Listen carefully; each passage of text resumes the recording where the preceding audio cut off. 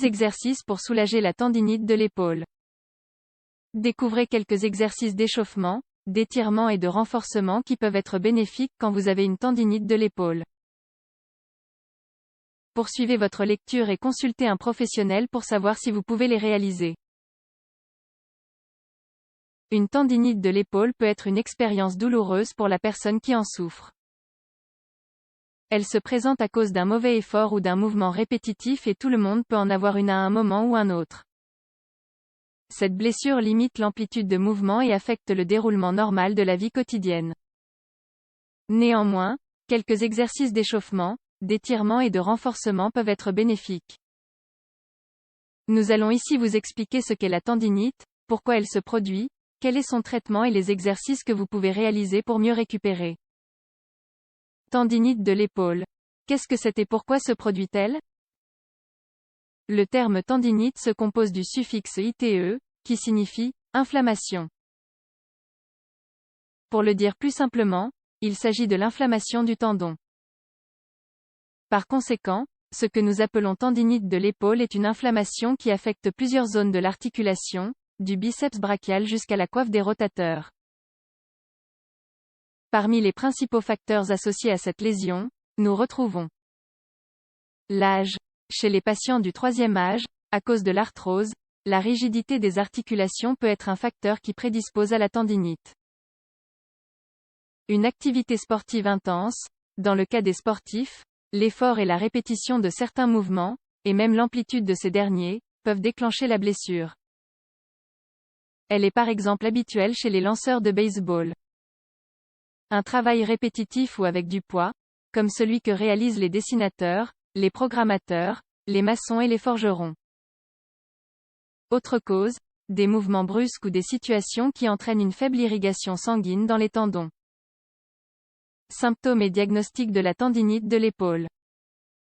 Le signe le plus évident d'une tendinite de l'épaule est l'inflammation. Cependant, elle ne se présente pas seule mais s'accompagne de douleurs. On ressent une sensibilité quand on réalise des mouvements et des étirements du muscle, quand on exerce une pression ou quand on palpe l'articulation. Par ailleurs, on peut retrouver un manque de force. En raison de la somme de ces trois éléments, inflammation, douleur et peu de force, la tendinite de l'épaule limite la personne dans la réalisation de ses activités quotidiennes. En outre, différents examens sont effectués pour diagnostiquer cette blessure, radiographie, échographie, IRM et même tomographie axiale calculée par ordinateur, TAC. On procède aussi à une reconnaissance médicale et à l'étude détaillée des antécédents cliniques du patient. Traitement possible. En ce qui concerne le traitement, il existe la possibilité de pratiquer une arthroscopie pour la tendinite de l'épaule. La chirurgie n'est réservée qu'aux cas les plus sévères. On lui préfère en effet des alternatives plus conservatrices. En plus du repos et de l'application de froid sur la zone, on prescrit une physiothérapie afin d'améliorer la mobilité, la stabilité et la force de l'articulation. Ce résultat s'obtient à travers différents exercices, étirements et massages. On utilise aussi d'autres techniques, comme l'électrothérapie et les ultrasons. Dans le cas de la médication, les analgésiques et anti-inflammatoires sont recommandés. Exercices pour combattre la tendinite de l'épaule. Voyons maintenant quelques exercices qui peuvent être réalisés pour combattre la tendinite de l'épaule. Nous les diviserons entre mouvements d'échauffement, étirement et mouvements de renforcement, chacun avec ses indications les plus adéquates. Exercice d'échauffement. Le premier exercice que nous réaliserons est celui du pendule. Ce dernier consiste à pencher ou plutôt fléchir le corps, en essayant de faire en sorte que le tronc soit le plus parallèle possible au sol. Le bras touché, qui pend vers le bas, doit tourner, en faisant de petits cercles. L'autre peut se reposer sur le dossier d'une chaise ou sur une rambarde. L'échauffement suivant consiste à s'arrêter au niveau d'une porte ouverte, en plaçant les mains sur le cadre, à hauteur d'épaule. Ensuite, il faut faire un petit pas en avant, d'abord un pied, puis l'autre. Vous devez toujours garder le dos droit. Essayez de ne pas trop forcer le mouvement de l'articulation. Exercice d'étirement. Une fois que nous avons procédé à l'échauffement, nous pouvons passer à l'exercice d'étirement. Nous commencerons par l'étirement frontal.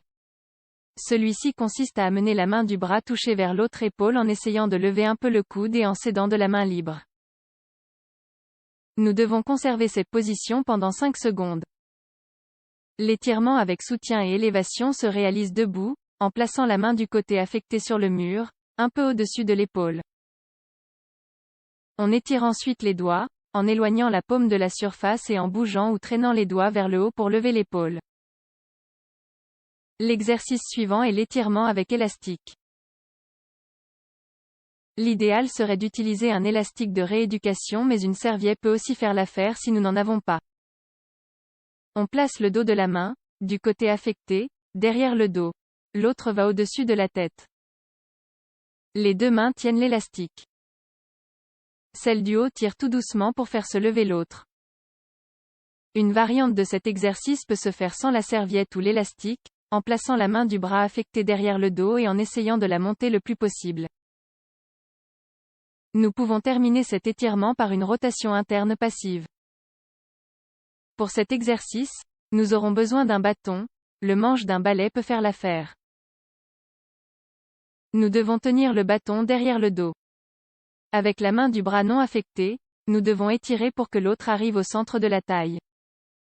Exercice de renforcement. Nous passons maintenant aux exercices de renforcement, en commençant par le renforcement avec une corde. Pour cela, nous devons prendre une corde ou un élastique attaché à une porte ou une grille.